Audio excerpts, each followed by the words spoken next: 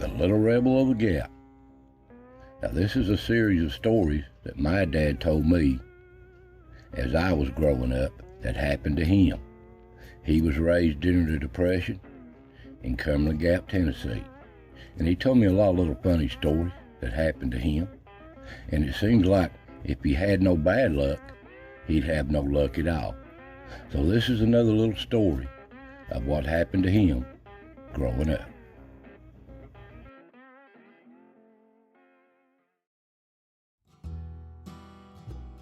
This is Cumberland Gap. For those that don't know, it's an old place, an old pass through the mountains where Kentucky, Tennessee, and Virginia come together. And here's an old picture overlooking the gap at what they call the pinnacle. And in the foreground there is Tipple. It's just a little community off the side of the gap. There's a little old road, you can see the gap in the background. A lot of hard times here during the Depression. Now, my dad growed up here in Tipple. This is something like the house he lived in. They really had a hard time just feeding the family, brothers and sisters. And him and his brothers was always inventing stuff, especially him. I guess that's who I took at her. Always making stuff. Sometimes it works, sometimes it don't. And here's the old home.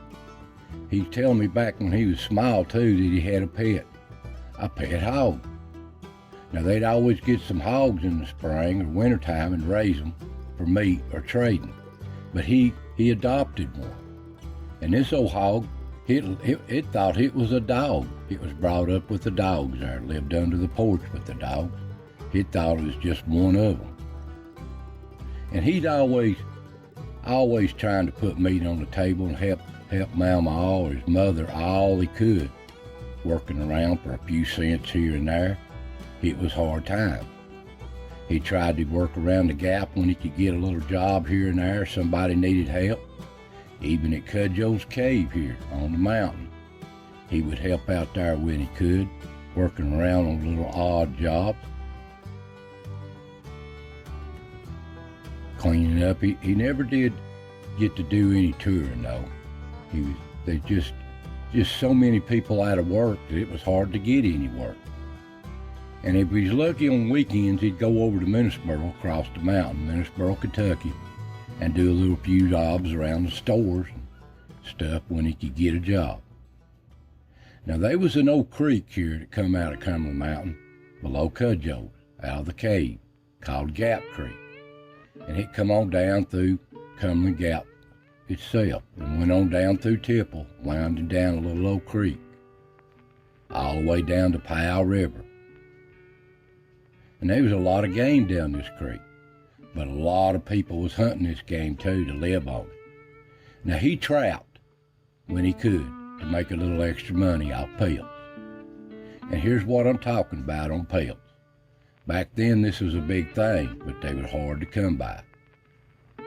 He would trap coons, skunks, muskrat, bobcat, a fox, rabbit, and if he was really, really lucky, he'd get one of these minks.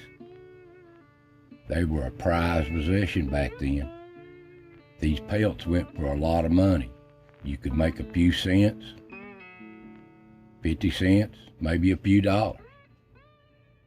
And he would check these creeks here after school, or in the summer really. Here's a little old branch that come out of the mountains, our hollers, that fed Gap Creek. And he found a skunk in one of his traps. Well, what am I going to do? Usually his brothers go with him all the time. And he kept a little hammer with him.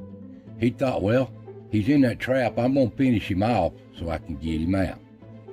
Well, as he got down there, just as he's about to hit him with that hammer, that skunk swooped around there and hit him right square in the face. Right square in the face.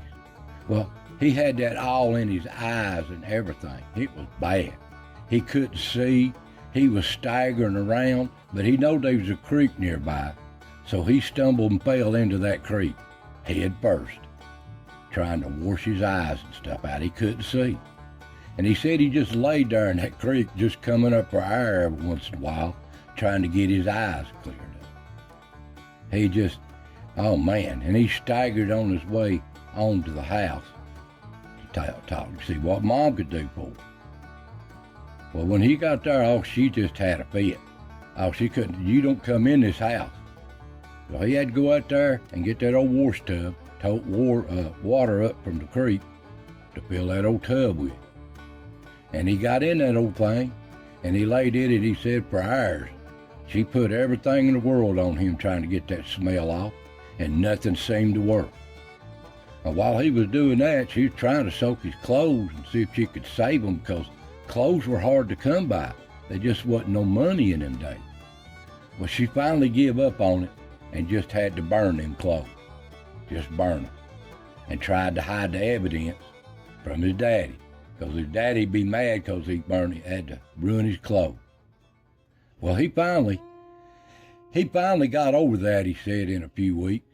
He couldn't see for days, though, he said. So he always gets in these little old predicaments. Like I said, his brothers usually went with him, but they was out doing their own jobs too, working around, trying to make money for the family, put meat on the table. These were hard times. But his brothers went back and got that skunk out of the trap. So that's just the way it was back in them days. People lived hard. They're lucky to put anything on the table to eat. And these pelts, he said if they really had a good season on these trapping these pelts and stuff, they could buy shoes and clothes and stuff for the family, because they were starving. They just wasn't no money, and what jobs was available, there was so many people looking for them that it was lucky to get any work at all. So he'd make a few cents here and there, and if he's lucky, he'd make $1 here and there. But that was just the way it was. But he always told me, he always had these little funny stories of what happened to him growing up. So I figured if he didn't have no bad luck, he'd have no luck at all. So I want to thank y'all for watching, and I'll see you next time.